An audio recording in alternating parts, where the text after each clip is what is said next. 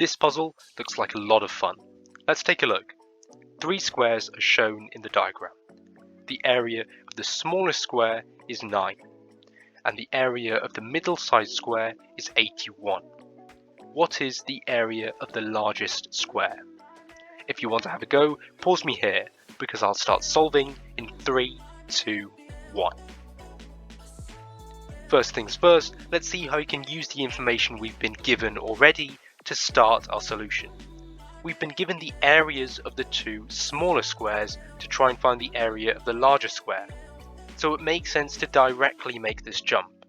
But as always with these square puzzles, we need to break this down into lengths first, find another missing length, and then square this to get our area.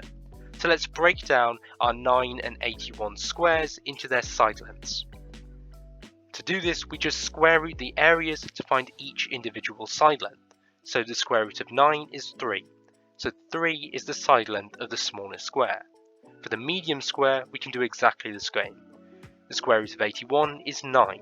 So each side length is 9 for this square. Using this, we've now spot a smaller triangle in the middle which uses these side lengths. Let's pull this up over here to try and see what we can do. The right hand side is 3, as this length is shared with the smallest square. We aren't directly given the base length, however we are given that it's 9 subtract 3 from the top smallest square, so 9 minus 3 is this base length. We can compute this to get 6, and we now have a right angle pair of sides. And we can go ahead and use the Pythagoras theorem to work out our hypotenuse, the missing length. A squared plus b squared is c squared, so the hypotenuse is equal to the square root of 3 squared plus 6 squared. Computing this is the square root of 9 plus 36, which leaves us with the square root of 45. We can simplify this third, but let's leave it like this for now, as we're going to square them anyway, and squaring this is quite easy. So if we've left it like this, we can now fill in that this length, this portion of a side length of the largest blue square, whose area we need to find out, is the square root of 45. That's all well and good, but we're missing quite a large chunk of our side length before we can square this to find our area. What's next?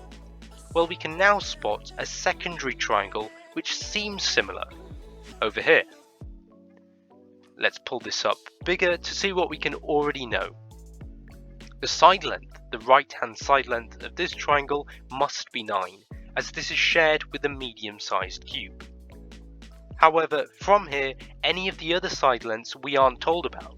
We're not told about the difference between the corners of the 2 medium and the large squares to work out this base length. However, what we noticed at the start when we introduced this triangle was that they seemed similar. Let's test if this is true. Well, if we can look at all the angles, it's a right angle triangle, and then the angle of the larger square is consistent in its tilt. So the angles of all of the triangles are exactly the same, and this means they're mathematically similar. So we can multiply the side length of 3 by 3 to get 9, and this is our scale factor. The 2 triangles have a scale factor of 3 between them. All this means is every side length multiplied by 3 for the smaller triangle will automatically give our larger triangle. So if we're only interested in the hypotenuse, we can multiply our square root 45 by 3 to get 3 root 45. This is the length of the hypotenuse of our larger triangle. We can fill this in on our square like so. Now we seem to have a full side length covered, so let's get rid of our information for now and focus on the side length. Over here, 3 root 45 add 1 lot of root 45 is 4 lots of root 45, like so. That's great, we've got the side length of our largest square. All that's left to do is square this, as in the name, to get our area. So if we remove the unnecessary details now, we can just get 4 root 45 and square this.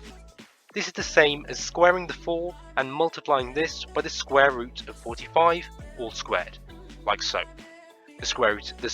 Squaring 4 is 16, so 16 multiplied by 45 gives 8 times 2 times 45. So if we double 45 to get 90, we have 8 remaining. So 8 times 90. Now 8 times 9 is 72, so multiply this by 10 to get 720. 720 is the area of the blue square. 720 is our final answer. Thanks for watching Beat the Calculator. See you next time for more logic and maths fun.